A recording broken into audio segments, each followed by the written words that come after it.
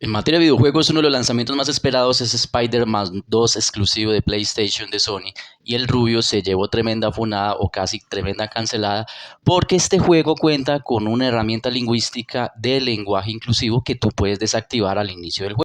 Y pues resulta que el Rubius lo desactivó y le llovieron un montón de críticas, lo que viene a cuento nuevamente la polémica sobre el lenguaje inclusivo.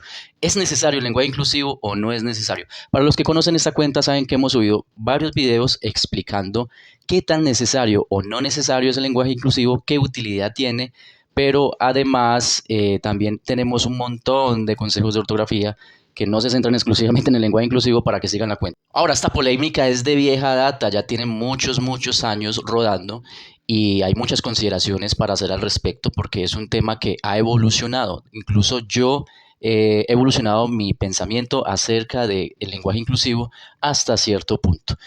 En este instante, las personas que hablan sobre el lenguaje inclusivo tienen razón como a favor, las que hablan a favor, como aquellas personas que consideran innecesario el lenguaje inclusivo. Entonces, en este lado de la esquina vamos a hablar con las personas de la Real Academia de la Lengua Española, vamos a interpelarlas de manera imaginaria, que son unos señores que tienen asiento desde hace muchos años en una Real Academia de la Lengua muy prestigiosa, pues que compete a todo Hispanoamérica. Lo primero es que, y esto es cierto, y esto lo hablan mucho las personas que defienden el lenguaje inclusivo, es que la RAE, la Academia de la Lengua Española, las personas que lo conforman, pues una gran mayoría son hombres.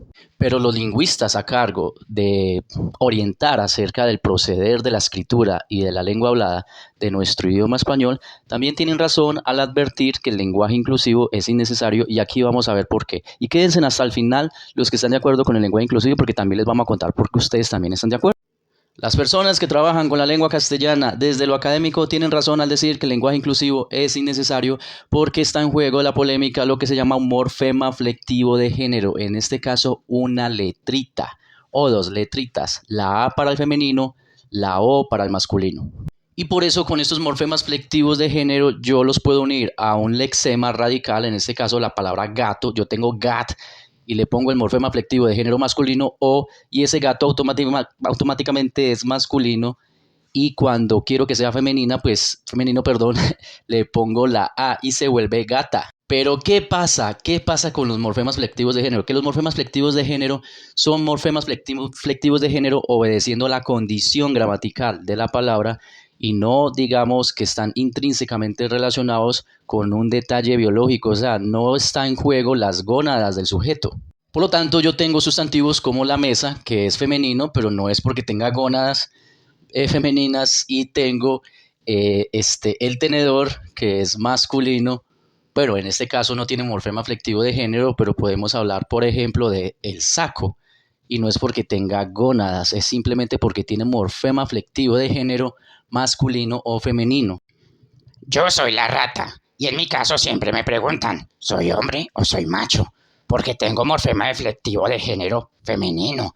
Pero ¿cómo les parece que soy macho? Entonces tú dices, la rata macho. Necesitas un adjetivo para poder entender mi nombre. Ese sustantivo mío, la rata, se llama sustantivo epiceno. Los epicenos, como ustedes pueden ver, no basta con el morfema flectivo de género, ni con el artículo definido, en este caso el la, los, las, sino que necesitas un adjetivo por lo regular para determinar cuál es el género del epiceno. Y pues de ese calibre son las curiosidades de la lengua castellana. Además, nosotros en castellano tenemos diferentes oposiciones, no solamente de género, también tenemos oposiciones respecto a lo que está animado, lo que es inanimado, lo que es racional, lo que es irracional, lo que es singular y lo que es plural. Cuando algo es singular, no necesariamente está oponiéndose a lo plural, pero cuando no hay una fijación dentro de lo singular y lo plural, pues tenemos nombres como las tijeras. ¿Pero por qué las tijeras? Suena plural, pero tú tienes las tijeras y es una sola. Acerca de las lenguas, tenemos lenguas como las africanas que tienen un montón de géneros. Hay otras lenguas que tienen géneros neutros. ¿Eso quiere decir que una lengua es más inclusive que otra o inclusiva? No, lo que pasa es que son cosas arbitrarias y que tienen una historicidad que tiene poco o nada que ver con las jerarquías de que si era el hombre o la mujer la que detentaba el poder y por tanto ordenaba el lenguaje. Pero mucho ojo, voy a darles un par de ejemplos más adelante de por qué sí el lenguaje en muchos sentidos y en muchos momentos históricos puede ser falocentrista y opresor.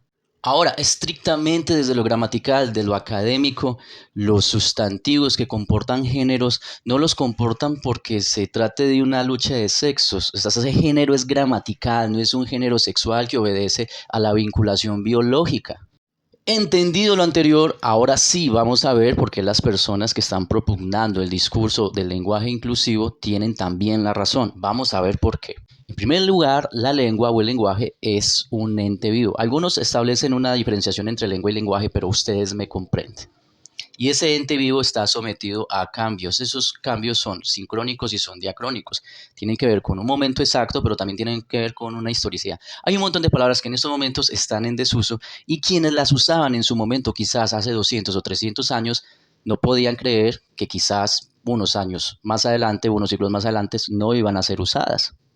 Y como la lengua es un ente vivo, entonces tenemos lo siguiente. Y eso es un aforismo o más que todo un paradigma de la pragmática que a mí me encanta. Los hablantes son los dueños de la lengua. Eso que no le quepa la menor duda a nadie. Los dueños de la lengua no son las academias. Las academias son organismos rectores y orientadores, pero no son los dueños de la lengua.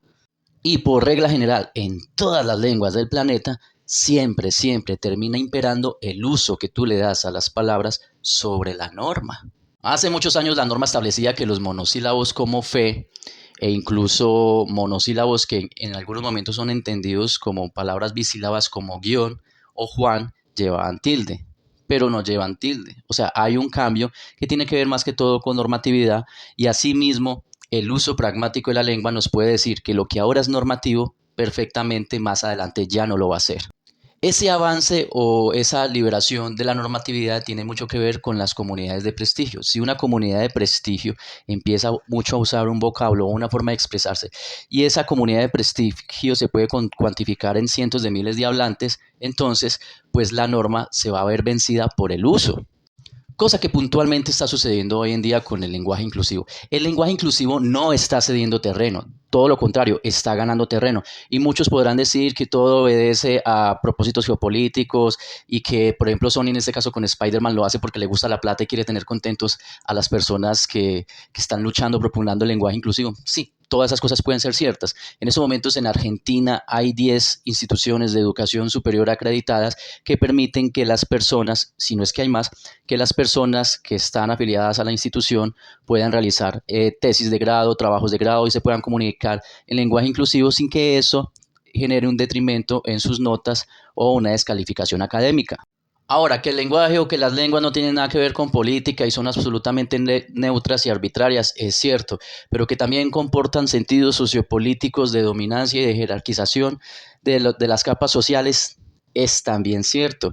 Podemos ver que en el Imperio Romano, cuando el Imperio Romano estaba pues en esa gran avanzada, una de las primeras cosas que hizo fue unificar su moneda y unificar la lengua. Sin ir muy lejos, si hacemos un rastreo etimológico de dos palabras que están asociadas a lo femenino, vamos a encontrar que hay unos sesgos de discriminación en esas palabras y que son palabras incluso peyorativas. Pensemos en la palabra histeria, que es una palabra que desde lo etimológico está relacionada con mujer, pero lo que es histérico está mal visto y parece que es una condición sui generis o natural que incluso en algunos momentos la psiquiatría desfasada en estos momentos consideraba que era exclusiva de la mujer.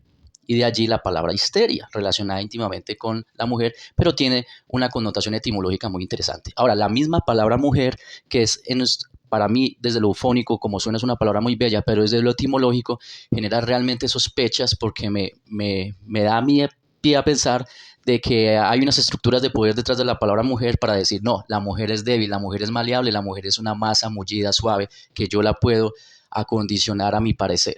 Y esos solo dos ejemplos. Si nos remitimos a lo etimológico, a decenas de palabras, entonces sí vamos a encontrar que le metieron la mano a las estructuras de poder de entonces y son palabras que hoy en día usamos. No estoy diciendo que la palabra mujer tenga que desaparecer, pero incluso hay documentos donde ya no se habla de mujer, sino que se habla de ¿qué? De mujeres, perdón, de personas gestantes.